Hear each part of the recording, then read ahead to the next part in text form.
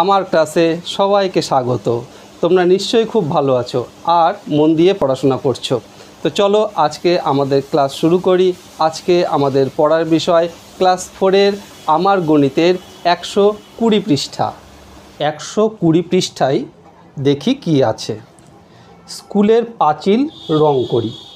সুজাতা ও সমীর ঠিক করেছে স্কুলের পাঁচিল রং করবে। সুজাতা পাঁচিলের 8-এর 2 অংশ রং করেছে ও সমীর করেছে 8-এর 1 অংশ।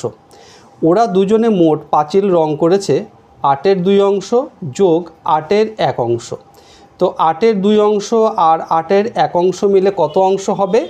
8-এর 3 অংশ। তাহলে 8-এর 3 অংশ রং করেছে।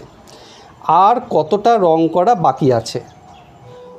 মোট কাজ সমান 1 অংশ। তাহলে সম্পূর্ণটা অংশ মানে 1 অংশ। তাই বাকি আছে 1 অংশ বিয়োগ কত অংশ রং করেছি? 8-এর 3 অংশ। 8-এর 3 অংশ রং করেছি। তাহলে 1 বিয়োগ 8-এর 3 অংশ সমান কত? 8-এর 8, 1 মানে 8-এর 8 বিয়োগ 8-এর 3 অংশ সমান তাহলে কত অংশ হবে? 8-এর থেকে 3 বাদ দিলে 5। তাহলে 8-এর 5 অংশ বাকি আছে। এরপরে দেখো, দানের শেখ লেনে রাস্তার কাজ চলছে। প্রথম দিনে রাস্তার 5-এর 2 অংশ কাজ হয়েছে, কিন্তু দ্বিতীয় দিনে মাত্র 5-এর 1 অংশ কাজ হয়েছে। ওই দুদিনে মোট কত অংশ রাস্তার কাজ হয়েছে দেখি। হিসাব করি এখনও আরও কত অংশ কাজ বাকি আছে।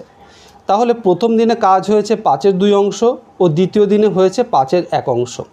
2 দিনে মোট কাজ হয়েছে কত অংশ? তাহলে 5-এর 2 যোগ 5-এর 1 অংশ। তাহলে যোগ করলে কত হবে? হর একই থাকলো, তাহলে লব দুটো যোগ করি, 2 আর 1-এ 3।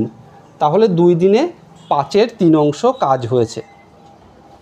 মোট কাজ সমান কত অংশ? আমরা জানি মোট কাজ সমান 1 অংশ। তাই বাকি আছে 1 অংশ বিয়োগ কত কাজ হয়েছে? 5-এর 3 অংশ।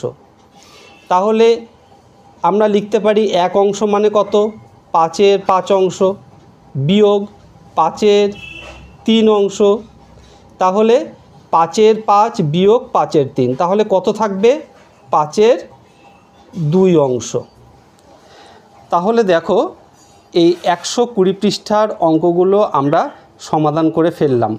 ভিডিওটি বারবার দেখো, যেখানে বুঝতে পারবে না সেখানে বারবার দেখে বোঝার চেষ্টা করো। আর তাও যদি বুঝতে না পারো আমার কমেন্ট বক্সে কমেন্ট করে জানিও। আর বড়দের সাথে নিয়ে দেখবে, তারা তোমাদের বুঝতে সাহায্য করবেন। তো তোমরা খুব ভালো থাকো আর মন দিয়ে পড়াশোনা করো। ধন্যবাদ।